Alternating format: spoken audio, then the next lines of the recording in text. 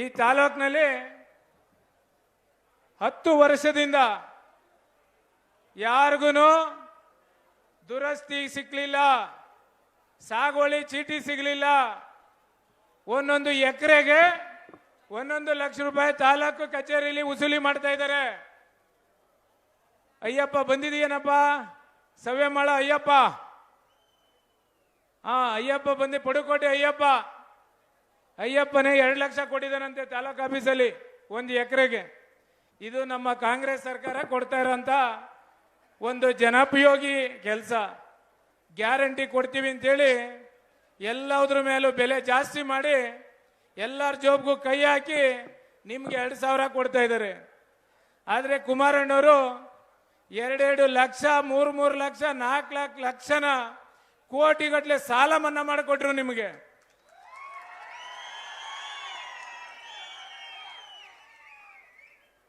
$25,000 ಕೋಟಿ ಸಾಲ ಮನ್ನಾ ಮಾಡಿದಾಗ ಅವರು ಯಾರ ತಲೆ ಮೇಲೂ ಸಾಲ ಹೊರಿಸ್ಲಿಲ್ಲ. ಇವರು 2,000 ರೂಪಾಯಿ ಗ್ಯಾರಂಟಿ ಕೊಡ್ತೀನಿ ಅಂತೇಳಿ 8.5-9 ಲಕ್ಷ ಕೋಟಿ ಸಾಲ ಮಾಡಿದ್ದಾರೆ. ಆ ಸಾಲ ತೀರ್ಸೋಕ್ಕೂ ಆಗಲ್ಲ, ನಮಗೆ ಗ್ಯಾರಂಟಿನ ಮುಂದುವರ್ಸೋಕ್ಕೂ ಆಗಲ್ಲ. ಅವ್ರ ಕೈಲಿ 10 ರೂಪಾಯಿಗೆ ಸಿಗ್ತಾ ಇತ್ತು ಪಾಣಿ, 25 ರೂಪಾಯಿ ಮಾಡಿದ್ದಾರೆ.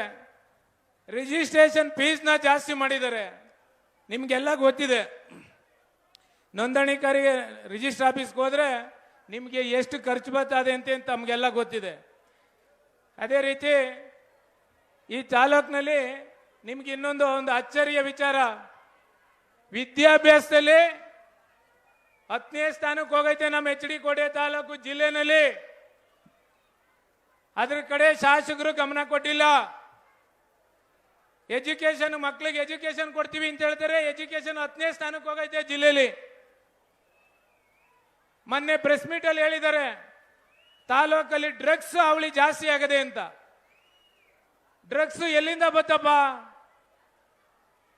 ತಾಲೂಕಿಗೆ ಡ್ರಗ್ಸ್ ಎಲ್ಲಿಂದ ಬತ್ತು? ಶಾಸಕರು ಪ್ರೆಸ್ ಮೀಟ್ ಅಲ್ಲಿ ಹೇಳ್ತಾರೆ ಅಂದ್ರೆ ನಾವು ಅರ್ಥ ಮಾಡ್ಕೋಬೇಕು. ಯಾವ ರೀತಿ ಆಡಳಿತ ನಡೀತಾ ಇದೆ, ಯಾವ ರೀತಿ ಬಡವರ ಮಕ್ಕಳನ್ನ ಇವರು ಯೋಗಕ್ಷೇಮ ವಿಚಾರಿಸ್ತಾ ಇದ್ದಾರೆ, ಮತ್ತೆ ಯಾವ ರೀತಿ ವಿದ್ಯಾರ್ಥಿಗಳಿಗೆ ಇವರು ರಕ್ಷಣೆ ಕೊಡ್ತಾ ಇದ್ದಾರೆ ಅಂತ ಯೋಚನೆ ಮಾಡಬೇಕು ತಾವೆಲ್ಲ. ಡ್ರಗ್ಸ್ ಕೋಟೆ ತಾಲೂಕಲ್ಲಿ ಡ್ರಗ್ಸ್ ಓಡಾಡ್ತಾ ಇದೆಯಂತೆ. ಅದೇ ರೀತಿ ಕೋಟಿಗಟ್ಟಲೆ ಬೆಡ್ಸು ನಡೀತಾ ಇದೆಯಂತೆ ಕೋಟೆ ತಾಲೂಕಲ್ಲಿ. Kerala border, Nanjangud border. ಇದು ನಾವೇಳಿಲ್ಲ, ಪತ್ರಿಕೆಯರು ಹೇಳಿದ್ದಾರೆ, ಮತ್ತೆ ಈ ಕ್ಷೇತ್ರದ ಜನ ಹೇಳಿದ್ದಾರೆ. ಜೂಜಾಟದ ಅವಳಿ ಜಾಸ್ತಿ ಆಗೈತೆ ಇಲ್ಲಿ ಅಂತ. ತಾಲೂಕು ಕಚೇರಿಗೆ ನೀವು ಯಾರಾದರೂ ಹೋದ್ರೆ ನೀವ್ಯಾರು ಒಳಗಡೆ ಹೋಗಂಗಿಲ್ಲ. ಅದರದೇ ಆದಂಥ ಏಜೆಂಟ್ಗಳು ಬಿಟ್ಟಿದ್ದಾರೆ. ಎಕರೆಗೆ 1 ಲಕ್ಷ 2 ಲಕ್ಷ ನೀವು ದುಡ್ಡು ಕಮಿಟ್ ಮಾಡಿದ್ರೆ ಮಾತ್ರ ಅವರು ಒಳಗಡೆನೆ ನಿಮ್ಮ ಡಾಕ್ಯುಮೆಂಟ್ ಈಚೆ ಬರ್ತದೆ. ಇಲ್ಲ ಅಂದ್ರೆ 10 ದಿನ 15 ದಿನ ಅಲ್ದು ನೀವೇ ಸುಸ್ತಾಗಿ ಕೊನೆಗೆ ಕಮಿಟ್ಮೆಂಟ್ ಮಾಡಬೇಕು ಅಂತ ಪರಿಸ್ಥಿತಿ ಆಗಿದೆ. ಅದರಿಂದ SCP TSP ಈ ಕ್ಷೇತ್ರದಲ್ಲಿ SC ST ಜನ ತುಂಬಾ ಇದ್ದಾರೆ. 75ರಿಂದ 80 ಸಾವಿರ ಇದ್ದಾರೆ. SCP TSP ಹಣನ 35,000 ಕೋಟಿನ, ಪರಿಶಿಷ್ಟ ಜಾತಿ ಮರಿತೆ ಪರಿಶಿಷ್ಟ ಪಂಗಡದ ಹಣನ 35,000 ಕೋಟಿ ಇವರು ಬೇರೆ ಕಾಮಗಾರಿಗೆ ಬೇರೆ ಇಲಾಖೆಗೆ ವರ್ಗಾವಣೆ ಮಾಡಿಕೊಂಡಾಗ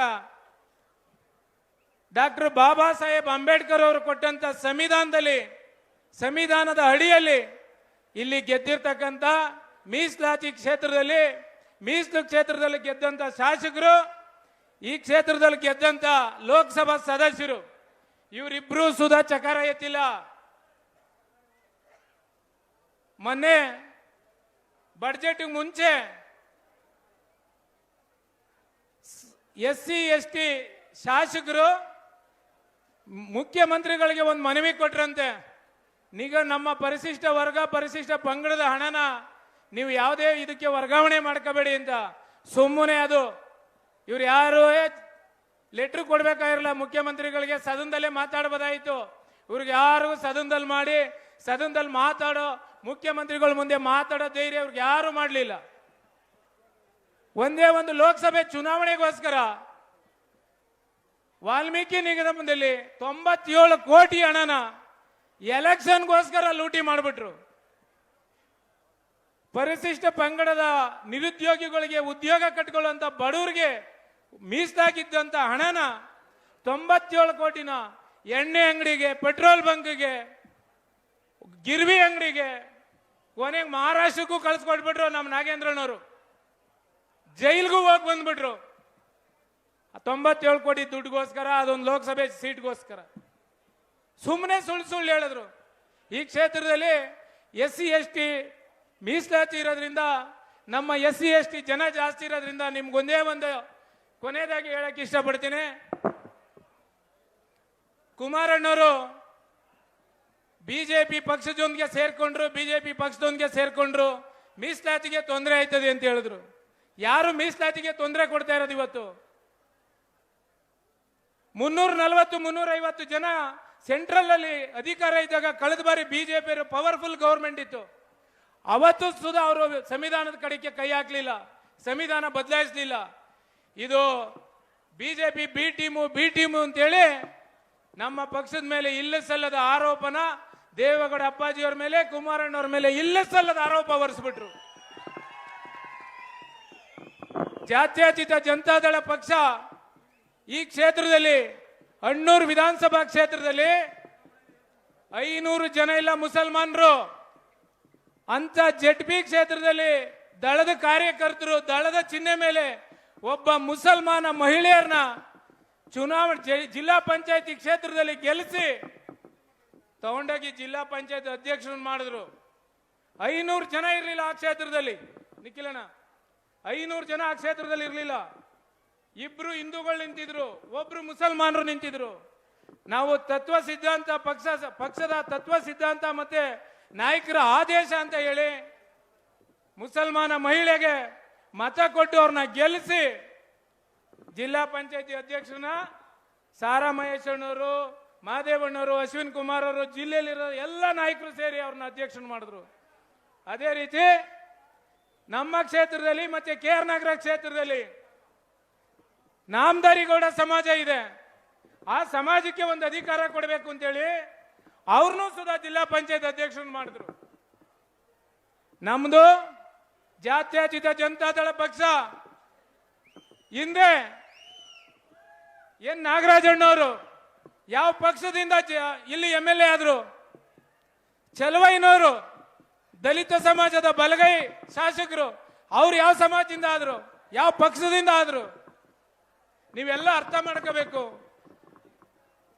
ಜಾತ್ಯತೀತ ಜನತಾದಳ ದೇವೇಗೌಡ ಅಪ್ಪಾಜಿಯವರು ಕಟ್ಕೊಟ್ಟಂತ ಪಕ್ಷ ಇವತ್ತು SC/ST ಜನಕ್ಕೆ ಏನೇನು ಅನುಕೂಲ ಮಾಡಿಕೊಟ್ಟಿದೆ ಅಂದ್ರೆ, 1991ರಲ್ಲಿ ಮೊಟ್ಟ ಮೊದಲ ಬಾರಿಗೆ ಲೋಕಸಭೆಗೆ ಹೋದಾಗ ಪ್ರಧಾನಿಯಾಗಿದ್ದಂತ ಚಂದ್ರಶೇಖರ್ ಅವರಿಗೆ ವಾಲ್ಮೀಕಿ ಸಮಾಜನ ಪರಿಶಿಷ್ಟ ಪಂಗಡಕ್ಕೆ ಸೇರಿಸಬೇಕು ಅಂತ ಇಡೀ ಕರ್ನಾಟಕದಲ್ಲಿ ಅವತ್ತು ಮೊಟ್ಟ ಮೊದಲ ಬಾರಿಗೆ ಪಾರ್ಲಿಮೆಂಟ್ ಅಲ್ಲಿ ಇದನ್ನ ಎಮರ್ಜೆನ್ಸಿ ತಂದು ನಮ್ಮನ್ನ ಮೀಸಲಾತಿಗೆ ಸೇರಿಸಿದ್ರು.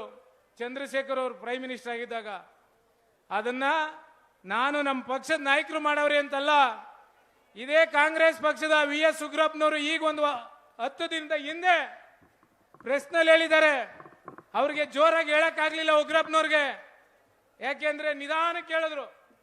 ದೇವೇಗೌಡ ಅಪ್ಪಾಜಿಯವರು ಮೀಸಲಾತಿ ಕೊಟ್ಟಿದ್ದ ನಿಧಾನ ಕೇಳಿದ್ರು. ಅವ್ರಿಗೆ ಗೊತ್ತಿತ್ತು, ಅವರು ನಮ್ಮ ಪಕ್ಷದಲ್ಲೇ ಇದ್ರು.